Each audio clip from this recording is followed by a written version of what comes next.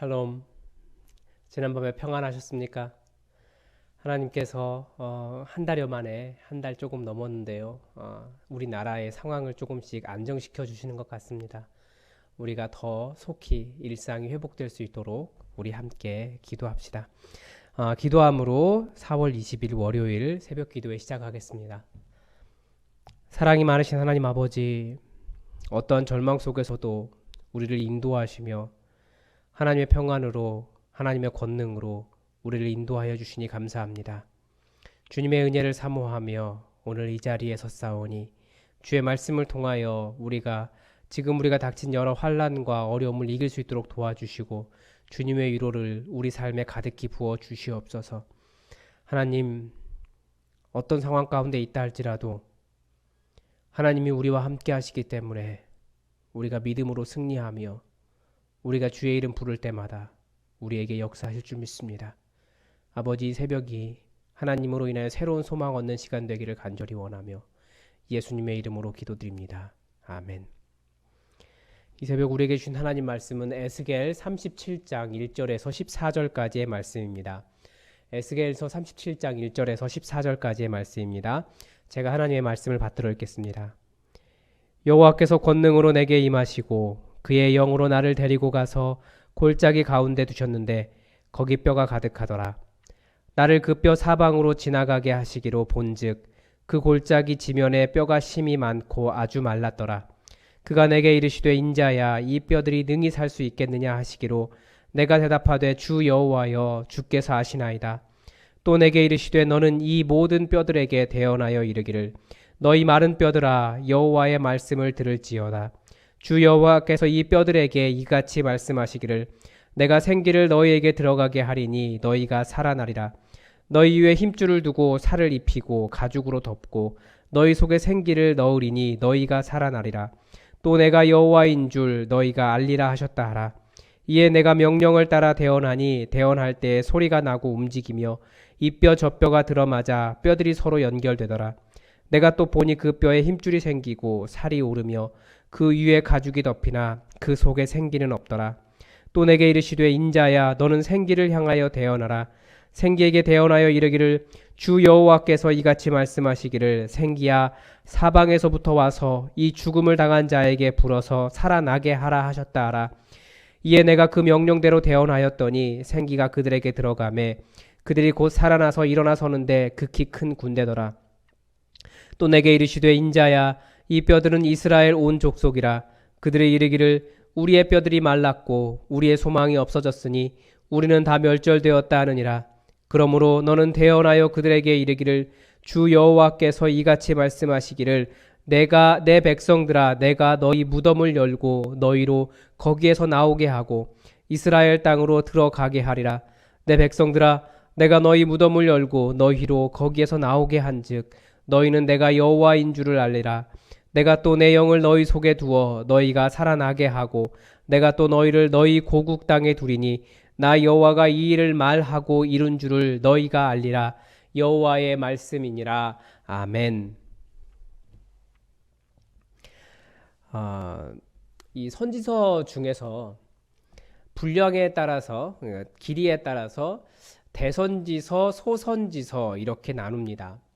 그러니까 대선지서라고 하니까 그 대선지서가 더 이렇게 위대하고 훌륭한 선지자인 것처럼 생각을 하지만, 아니면 영향력이 적은 선지자는 소선지서 이렇게 생각을 하지만 그런 의미가 아니라 그냥 분량 때문에 그렇게 나눕니다.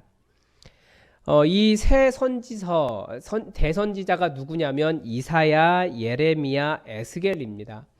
그런데 왜 이 사람들의 이 세 선지자의 기록이 그렇게 많이 남아 있냐면, 이 사람들이 이스라엘이 망하기 직전, 그리고 이스라엘이 망하는 상황, 그리고 이스라엘이 망한 직후를 보여주기 때문에 그때의 기록을 아주 자세하게 선지자의 입장에서, 선지자의 시각으로 해놓은 겁니다. 이 세부적인 내용으로 들어가면 논란의 여지가 있지만 일반적으로 이사야서가, 우리 대선지서가 세 개인데요. 이사야, 예레미야, 에스겔. 그러니까 이사야, 첫 번째 나오는 이사야가 이스라엘이 망하기 직전의 상황을 보여줍니다. 물론 이제 40장 이후부터는 좀 다른 얘기가 있죠. 그리고 예레미야서는 이스라엘이 망할 때를 보여줘요. 그래서 마지막 왕에 대한 이야기도 나오고 예레미야가 그때 애굽으로 가야 된다라고 하는 그런 이야기도 하고 예레미야가 그래 나라가 망해서 울던 이야기 예레미야의 애가도 있죠. 그리고 망한 직후 에스겔서입니다. 우리가 지금 보고 있는 것이 망한 후를 보여주는 에스겔입니다. 그래서 에스겔 상황에서 보면 망한 상황이기 때문에 자기들이 끌려온 이야기, 예루살렘 성전이 무너졌다라고 하는 이야기, 아니면 바벨론으로 끌려간 사람들이 정착했던 포로 정착지, 식민지 이런 것들을 보여줍니다. 그리고 사라진 성전에 대한 환상, 포로들의 삶, 그들이 나라를 빼앗기고 이제 이스라엘의 노래를 부를 수 없어서 자기의 비파를 나무에 걸어두었다라고 하는 슬픈 이야기들이 거기에 나옵니다. 물론 대선지서 세 권이 다 똑같지만 결국 하나님께서 이스라엘을 어떻게 회복시킬 것인가, 하나님의 회복에 대한 이야기도 같이 하고 있습니다. 그런데 에스겔서가 보여주는 이스라엘의 회복은 그 완전히 무너진, 정말 아무런 희망이 없는 상황에서 희망이 있다는 것을 보여줍니다. 그 희망이 무엇이겠습니까? 비록 이스라엘이 망했어도 그들의 신학적 구조 속에서 성전이 없으면 여호와 하나님도 사라진 것이지만 바벨론에서 여호와 하나님께서 여전히 선지자를 세우시고 선지자에게 말씀하시고 그 선지자가 하나님의 말씀을 들려주고 무너진 줄 알았던 여호와의 성전이 하늘에 있다는 것을 보여주어서 여호와 하나님이 그들을 버리지 않으셨다. 진짜 성전도 무너지지 않았기 때문에 그들에게 희망이 있다는 것을 보여주는 것이 에스겔서입니다.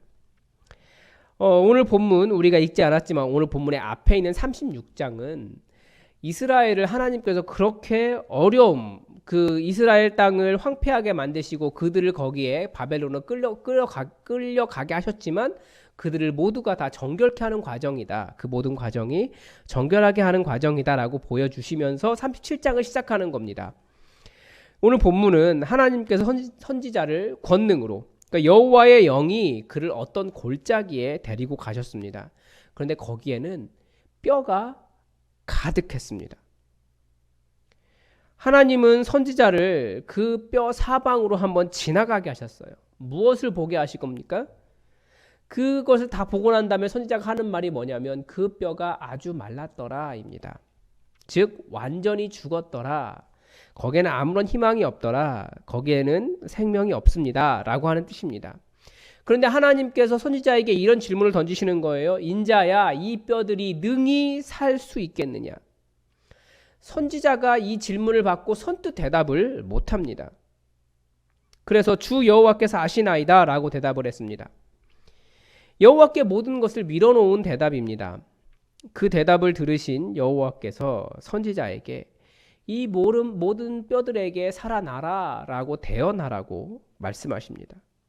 선지자가 명령을 해요. 그랬더니 이 뼈 저 뼈가 소리가 나고 움직이면 서로 들어맞으면서 뼈들이 연결되고 그 뼈 위에 힘줄이 생기고 살이 오르고 가죽이 덮였습니다.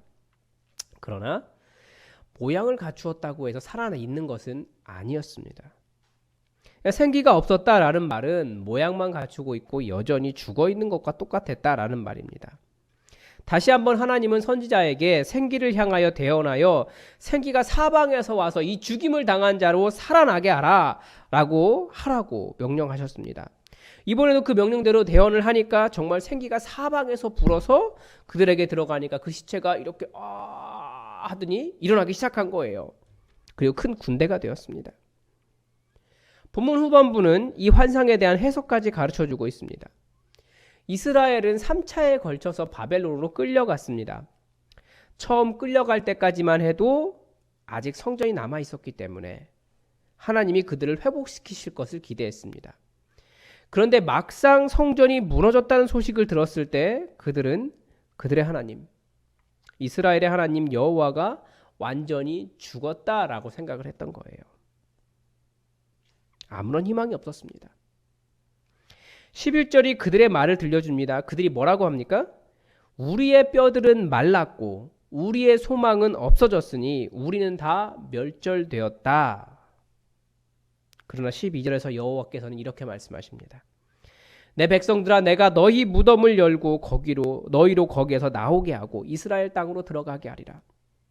이스라엘 사람들이 이 말을 믿을 수 있었을까요? 믿을 수 없었다는 거죠. 자기들은 이미 모든 소망이 다 끊어진 메마른 뼈가 되어 있었기 때문에. 13절입니다. 내 백성들아, 내가 너희 무덤을 열고 너희로 거기서 나오게 한즉 너희는 내가 여호와인 줄을 알리라. 여호와 하나님께서 이스라엘을 회복시키겠다는 거예요. 물론 모르죠.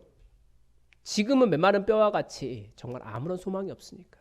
그런데 결국 나오게 하는 것을 보면서 여호와 하나님께서 살아계시는구나.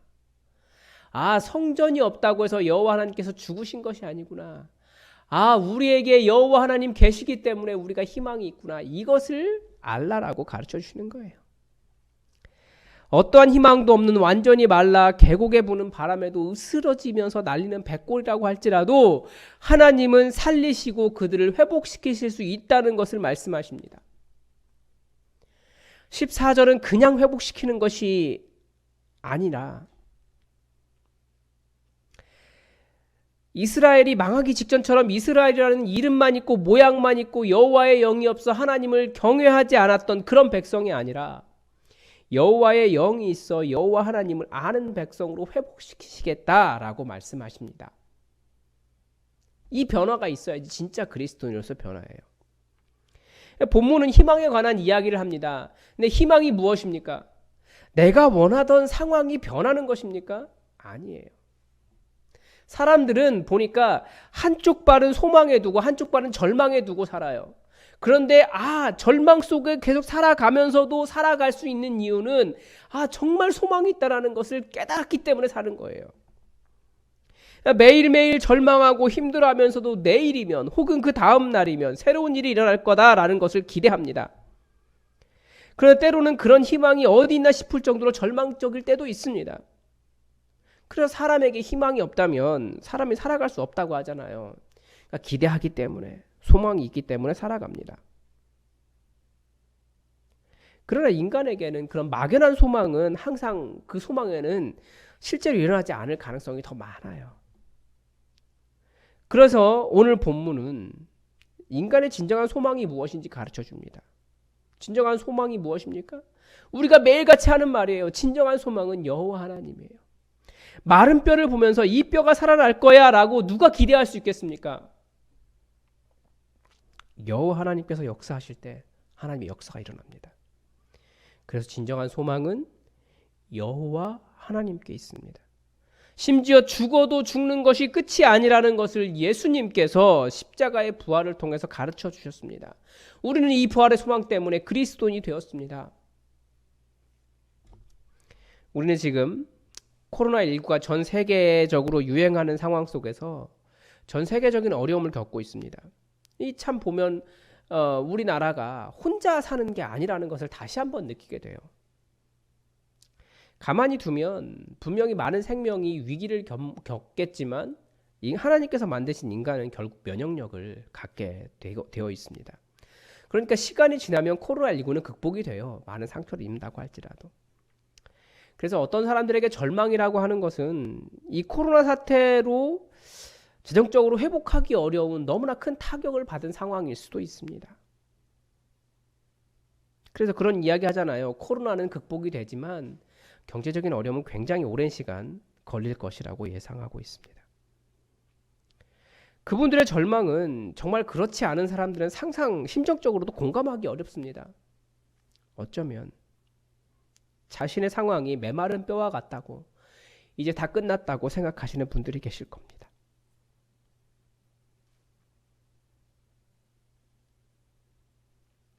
그래서 가끔씩 기사에 계속 나오잖아요. 한 가족이 차 안에서 함께 목숨을 끊은 사건이 2주 전에 있었어요. 그런데 어쩌다가 그 아들이 살아났는데 고등학생, 중학생이었어요. 딸은 정말 죽기 싫었다고.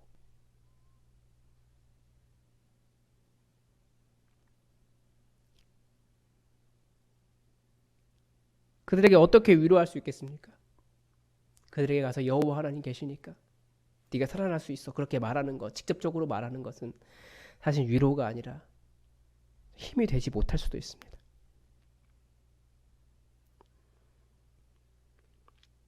그래서 우리가 다시 한번 예수님의 십자가를 보는 거죠.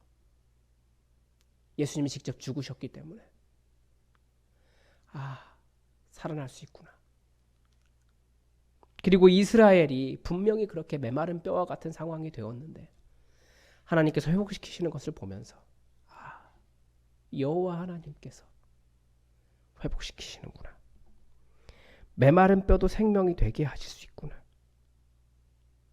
다시 우리가 말씀을 보면서 깨닫는 겁니다. 여호와 하나님께 이 소망을 두는 사람이 하는 행동이 무엇이겠습니까? 그것이 바로 기도입니다. 절망이 심장을 누르고 인생의 소망이 없다고 다 끝이라고 생각하신다면 한번 여호와 하나님 앞에 나아가 보십시오. 메마른 뼈도 다시 살게 하시는 그분이 여호와 하나님이시라는 것을 경험하십시오. 하나님은 이스라엘을 메마른 뼈가 되게 하시면서도 결국 여호와 하나님을 알도록 하신 분이 하나님이십니다. 메마른 뼈와 같은 상황 속에 있어도 기도하면서 여호와 하나님이시구나. 그것을 경험하는 믿음의 사람들 되시기 바랍니다. 어떤 상황이라도 메마른 뼈라도 하나님의 군대가 될 수 있고 생명이 될 수 있습니다. 기도하겠습니다. 하나님, 정말 메마른 뼈와 같은 절망 속에 있는 사람이 있다면 하나님 찾아가 주셔서 하나님이라는 소망을 만나도록 선지자를 그 땅에 보내셨던 것처럼 하나님의 말씀을 소망으로 들려주시옵소서. 하나님, 이 대한민국이 어려운 모든 시절을 하나님과 함께 이겨서 여기에 이르렀듯이 다시 한번 이 어려운 상황들을 하나님 의지하며 우리를 살리시는 분이 하나님이시구나 다시 한번 깨달을 수 있도록 도와주시옵소서. 우리가 모든 것이 풍요로운 시대를 지나면서 하나님의 소중함과 여호와 하나님의 그 이름을 잊어버리고 살고 있진 않았습니까? 그 기도를 잃어버리고 그 소망을 잃어버리고 살지 않았습니까? 이 시기가 다시 한번 아버지 앞에 우리가 정결케 되는 시간 되게 하시고 우리의 고통의 시간이 길지 않도록 역사하여 주시옵소서. 무엇보다도 죽음을 경험하신 예수님의 그 부활의 역사를 우리가 손에 쥐고 살도록 우리와 함께하여 주시옵소서. 우리가 다 알지 못하여 사람의 절망을 다 이해하지 못하나 하나님은 아시오니 정말 메마른 뼈가 생명이 되고 군대가 되고 여호와의 영의 충만한 역사가 일어나는 그런 일이 일어나도록 우리와 함께 하시기를 간절히 원하오며 예수님의 이름으로 기도드립니다. 아멘. 우리 이 시간 교회 공동의 기도 제목을 함께 기도해 주시기 바랍니다. 밤 9시가 되면 우리가 멈춰진 일상처럼 다시 한번 기도의 자리로 들어가시고요. 그래서 이 코로나 사태가 완전히 끝날 수 있도록, 그래서 우리의 일상이 완전히 회복될 수 있도록 여러분 기도해 주시기 바랍니다. 그리고 우리 교회에 어려움이 있으신 분들을 위해서도 여러분 기도해 주십시오. 참 우리가 어떻게 도와야 될지 잘 모르겠습니다. 단순하게 재정적으로 얼마를 주고 끝내는 문제가 아니기 때문에 우리가 함께 또 우리가 도와야 될 분들을 찾을 수 있도록 여러분 기도해 주시고 어려운 분이 있으면 언제든지 연락을 해 주시기 바랍니다. 그리고 몸이 안 좋으신 분들 여러분 아시는 대로 함께 기도해 주시고 특별히 오늘은 목장 식구들을 위해서 여러분 한 번씩 연락하시고 기도해 주시기 바랍니다. 우리 다 함께 기도하겠습니다.